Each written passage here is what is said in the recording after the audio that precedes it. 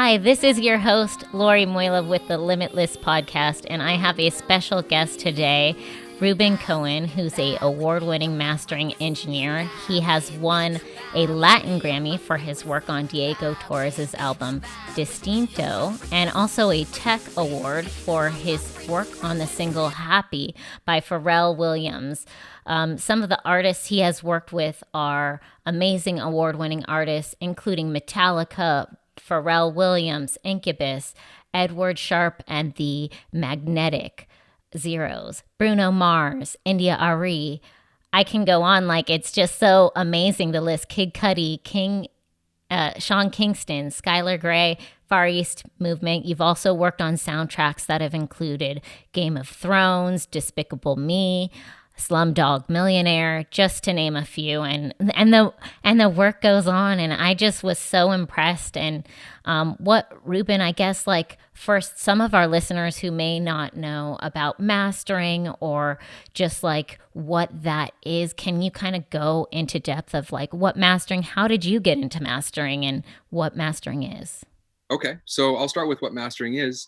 It's the final process in the recording process after mixing and before distribution, manufacturing also, but now more than ever, getting to the platform, Spotify, iTunes, Google Play, Amazon, etc. And what it really is it's the practice and craft and art of creating the best connection between the artist and the listener. And that has everything to do with the production itself and where the mix is left before a mastering engineer gets their hands on it. So a lot of times when I'm explaining what mastering is, I rewind the tape and talk about what mixing are in production. So when you're putting together a record, maybe it's a record recorded with microphones, instruments that are recorded in a studio or an environment where you record everything individually, sometimes all together at the same time, but you have different mics for maybe drums, bass, guitar, vocals, and anything else that's in the arrangement, and you're recording it all, and that's part of the tracking process. And then in the mixing process, you're blending all of those elements together to create this beautiful blend, this harmonious blend that is greater than where you began. And it's not just necessarily leveling things out or EQing things, it's really weaving things together musically. It's very much a musical process, but if you're working in stereo, you're blending them to two tracks, left and right. And once you create that blend, you present that to a mastering engineer or a mastering process.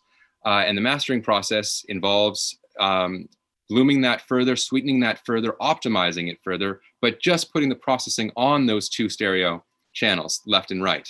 So we might be adding EQ, compression, high frequency limiting, all these different processes, sometimes dealing with stereo widening, to just bring that art closer to the listener in the end, so you can fully absorb it with nothing in the way.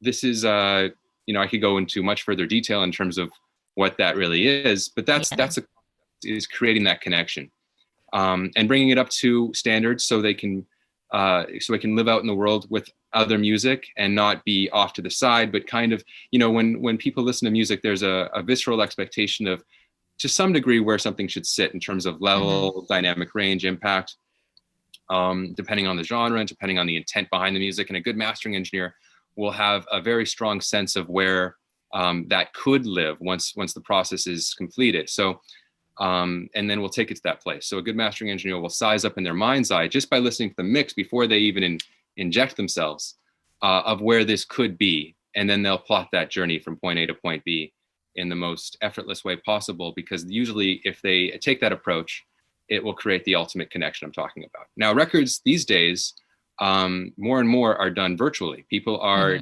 dealing with elements that are not recorded. They're not putting up mics in their basement or their, thousands of dollars a day, traditional studio. Everybody making records in their bedrooms, and they're dealing with elements that are already been, they're sample based. They're already recorded. A lot of times they're already compressed and EQ'd. They're almost ready for. They kind of lend themselves a little bit easier to the mixing process to some degree. So it allows a lot more people with less knowledge to kind of play ball and get creative.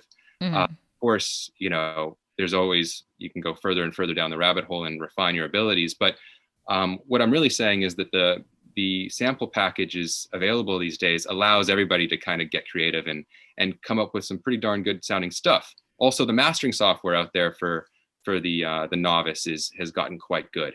So people can make great sounding recordings with less knowledge than they ever had been before. In other words, you don't have to necessarily spend years and years and years studying something to get your dip your toe in the water. Yeah. You're going to turn out much, much better results. But we're at a place now where everybody can get creative and churn out stuff that sounds pretty good. But I feel like especially with your expertise, you've spent a long time in mastering and you're kind of like the expert. You're like the doctor that comes in and does sound surgery.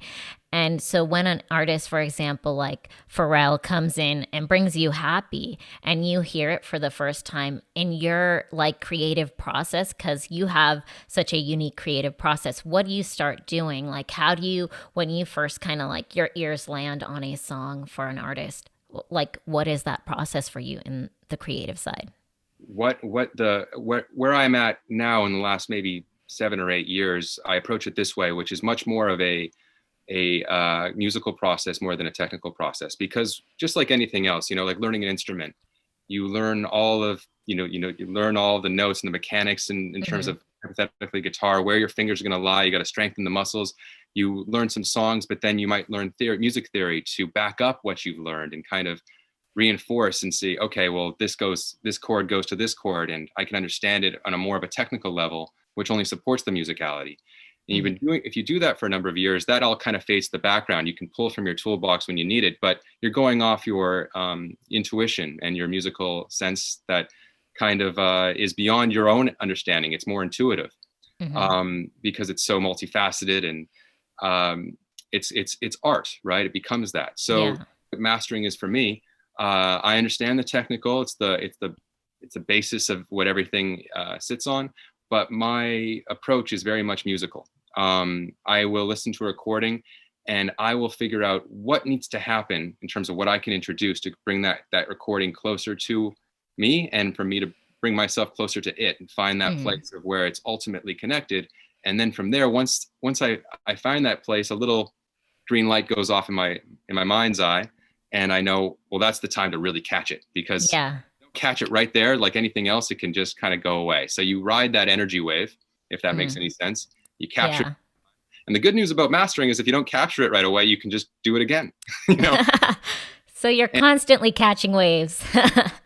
I try to put myself in a place of where I'm open to be able to, and in the right mind setting, in the right place in general, so I can be open to that, and then know the ways of bringing that music towards me. And the beauty of that is where I feel connected to that music in the most optimum way. And I just like kind of thing where it makes your hairs on your arm stick up. The beauty of that is that most people also feel the same way about that. And that when I'm just really locked in, 99% of the time, everybody else involved in the project is feeling that too.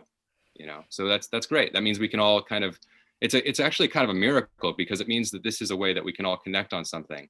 That's music making. It's any kind of art. And art is all about connection, and whether that's a author, a poet, a painting, it's a form of expression. And I guess like you're also kind of expressing yourself through sound and kind of painting that picture to bring that connectivity, which is so cool. I wanted to know, maybe on a project that kind of like you can maybe give an example of your process and how maybe also other creatives can connect to that process. Maybe they're not in mastering, but they're writing a book or, working on a business and creating these ideas. I guess in your process, can you kind of help those other creatives? Like what are things you think about, and how do you kind of keep that creative wheel moving? Well, it's as I've been doing this as almost 16 years now. Wow.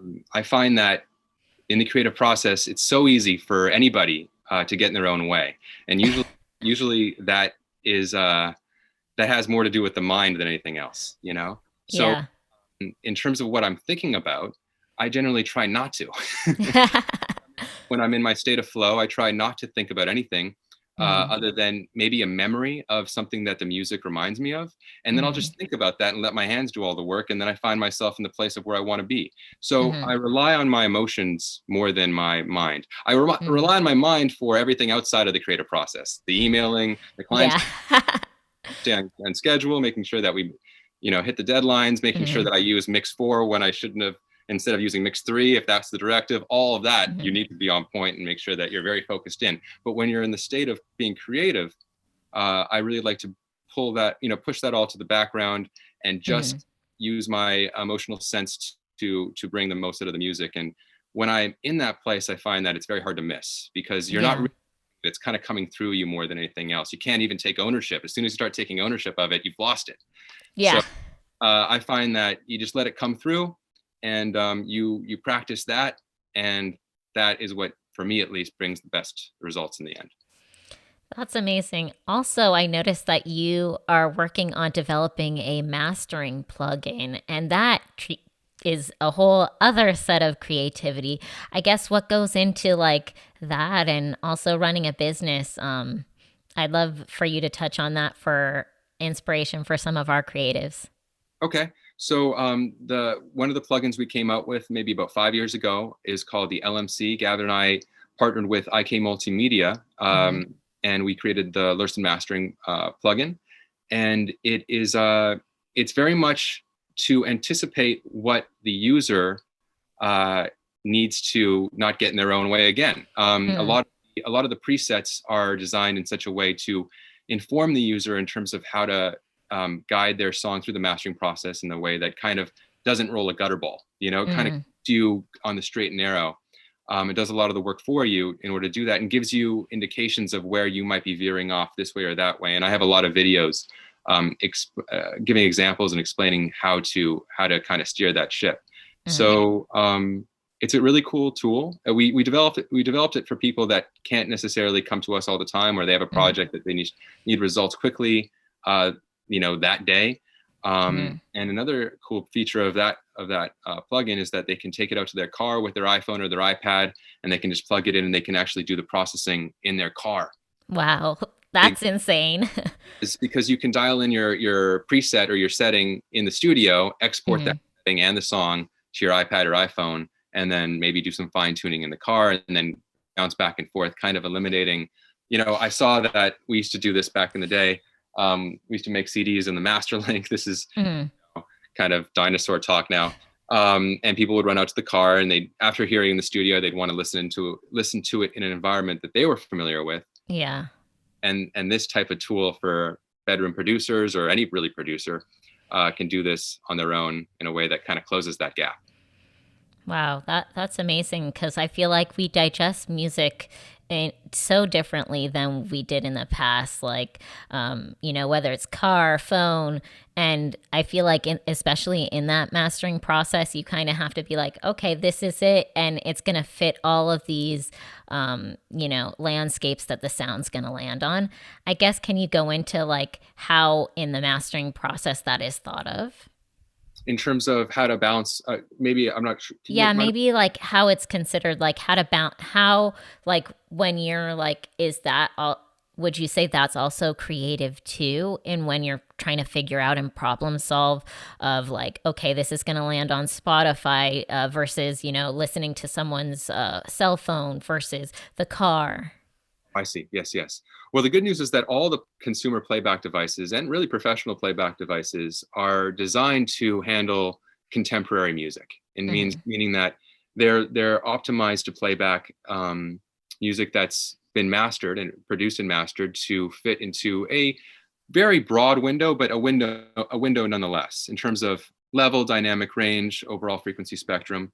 So if you are balancing audio while monitoring through speakers that are tuned and you're familiar with, most new cars sound pretty darn balanced. That's a good reference point. If you get your home studio or your professional studio, and you tune it, you integrate the speakers to the room, you move around furniture, get your bass in order, get your walls, absorbing, and all of that diffusing and absorbing, get it to a place of where it starts sounding more and more familiar to you. And the way you do that is by putting on reference material that is mastered and been out in the world and you like, and you tune your room to start sounding more familiar until you just know it. You're be on the straight and narrow. You're gonna aim, and you're gonna come up with balances that are going to be suited for everything that's designed to play back music in today's world, meaning cell phones, cars, headphones, nightclubs, as long as they're tuned right, you're gonna hit that target. So more than ever, playback devices, playback environments there's less of a variance in terms of, this one sounds really, really bassy, this one sounds really, really high-endy. Of course you have that, but there's also a point of where you can master one thing and it'll translate everywhere as long as it's done right. What's more to key in on is leaving your project, your master, in a place that is best suited for the mix and how the mix is presented. In other words, if a mix is mixed in such a way that is a little bit more delicate, but you want it to live next to, the new, I don't know, Kanye West record, which is very aggressively produced in terms of its mixing and its mastering, you'd be doing that mix a disservice. And you flip that around and you take a mix that is on that, maybe a more hyped record, and you want it to live next to something that's a lot more delicate. You might not be fully realizing that in terms of where it wants to live. So a good mastering engineer, an experienced mastering engineer, will have an idea of what is best suited in terms of its processing for that music. And there is a window in terms of where that can be. And that's a whole other, I could spend an hour just talking about that. Yeah, but that's kind of, if that answers your question in a roundabout way, if you do this process with your musical senses and you let that guide you versus kind of trying to force something into a certain place of comparing to else, you'll probably end up with something really good, and it'll translate across the various platforms and playback devices. My other question for you is kind of what excites you when you hear, like, maybe it's a mix that came to you, like what are some of the things that excites you and then kind of gets you into that creative, like gets you right into the flow? Well, it can be anything that's interesting musically. I'm a musician, so anything musically interesting is always something that I get excited about. And it can be any type of genre. I really like working on orchestral music. I work on a lot of film scores, but I work on every genre, work on a lot of metal, hip hop, jazz, blues, country music, Americana, you name it. So anything that's musically interesting, I tend to enjoy. But sometimes it's just a message behind a song, lyrics can really pull me in. I like hearing people's minds at work in the music. I like hearing, oh, okay, I can see what they got into there, or I can see how those two, how that guitar solo weaves over that key change in a creative way that is a mind at work in all the different ways. So I tune into that, but it's my own enjoyment in this process is not needed. It's not necessary because it's fun. But my involvement is not required for me. It's not required for me to enjoy it. Actually, it's required for me to bring the most out of what it is. Yeah, that's what I'm hired to do. So, whether I really, really like it or not is actually less important. very true. And I noticed also that that you're always about bringing the best out of what is given. So you're really kind of like, you add the extra kind of sauce at the end. The sound maker, you're now kind of the one shaping that end process that everyone gets to hear. And I feel like that's just such an important factor that adds and enhances the creative side from the artist, from the writer, all that. Can you go into, like, I guess, a few like top things that when you're listening to something, like maybe 3 things that like you want to embellish, I guess, your vibe, Yeah. I think that if you start keying into specifics, you end up missing the mark, because it can be all. I think that's where a lot of people actually get tripped up in the process, is they feel like, oh, does this have enough bass, or does this have enough top end, or is this, element within the mix loud or too loud? And of course, all of that stuff, you can end up zeroing in on something and actually lose focus of where you're trying to get to, where you're trying to get to. If you keep your mind's eye on the end result, the end place of where you're trying to bring something to, all of those things will kind of fall into place along the way by default. So it's more about, finding where you want to end up instead of, looking at the top of the mountain, in other words, and not worrying about all the things in the way. Just get there, and all those things will kind of even out along the way. Yeah, I can relate to that because I was recently on a hike and I'm just like, okay, when is this trail going to end? But I was like, okay, I'm going to get to the waterfall, I swear. And so I just kept going. And I feel like if you just kind of think of the end point, you end up getting there instead of focusing too much on the detail. Like, oh, this guitar riff is this chord arrangement, the right, way. I think you kind of get too in your head, I guess, and then you're out of flow. You can, but if you're starting out, you kind of have to go through a lot of that. You have to go through before you can rely on your intuition, which is something that's developed like anything else. You have to go through all of the doubt and all of the second guessing and all of the, before it starts becoming very clear and obvious to you and second nature. You have to go through all of that. But as you're going through all of that struggle, as you're going through all of that inner turmoil, you don't know you are, how many, in my early 20s, how many, 2 p.m. or 2 a.m. sessions, working way into the night until you're blue in the face thinking, okay, I got to come back the next morning and redo everything. And then proving that you're actually better if you redid it, and you're learning through all of that by comparing what you first did versus what you did, after the fact. That's all part of this. And then through all of that turmoil and that growing, you start developing your intuition, and then you start developing that inner knowing of where something is when it's really right. And that's the difference between, as I was saying before, the novices kind of relying on the tools and the samples to get them, to a place of where it sounds good, but it's not, they're not masters of what they do yet because they haven't necessarily put in all of those 10,000 and plus hours, of what. Yeah. And that's the only unfortunate part about, I see that the studios have closed. The mentor protege relationships are very rare these days. YouTube is a mentor, that you don't get enough of that knowledge passing. A lot of the new generation coming up, they're having to learn this only from, YouTube and these platforms. They don't really get that tutelage that I was given and that Gavin was given. And I got early on from Gavin, and he got through Doug Sachs, and all of this information was passed to me. I'm grateful because I feel like I started out already standing on the shoulders of giants. They've already gone through all of this, trial and error and trying one way and then trying another. So I can just begin at this point, So I was very fortunate. Of course, we have software that gives you that a little bit. And we have these tutorials, and the information is great out there. It's just a different world. So at the end of the day, there's no shortcuts to learning this stuff. It really does take just sitting in front of the computer now, sitting in front of monitors, and just doing that day in, day out. And then over time, you'll look back and you'll be like, oh man, I've actually gone pretty far up this mountain now, Yeah. Another analogy. True. And with creativity, what I ask each of my guests is to give us one word of inspiration or something that really connects with you. What would that one word be around creativity? Letting it flow, just letting it come through you, and just trusting that, and learning to, learning what it means for you to get yourself into the place of where you can let it flow. Because that's as much of the process as anything else, because it doesn't always come to you the same way every day, so getting really good at getting yourself to tune yourself to then tune the music, if that makes sense.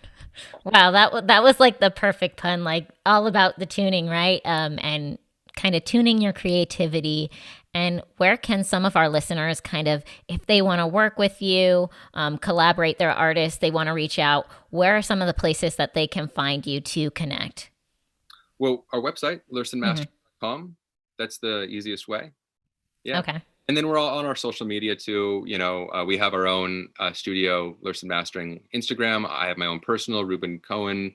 I'm easy to find. Just type in my name, you'll see it. It's Reuben_Cohen 1111. Yeah, we're easy to find. Email and website. Well, thanks so much, Reuben, for being on the Limitless podcast. We're all about connecting and creativity. And as you said, your word is to let it flow. So it's all about flowing. And I hope that we helped inspire some amazing creatives to just keep going and keep flowing and keep being creative. So thanks so much, Reuben, for being on. Thank you, Lori. I appreciate having me on too. No problem. Take care.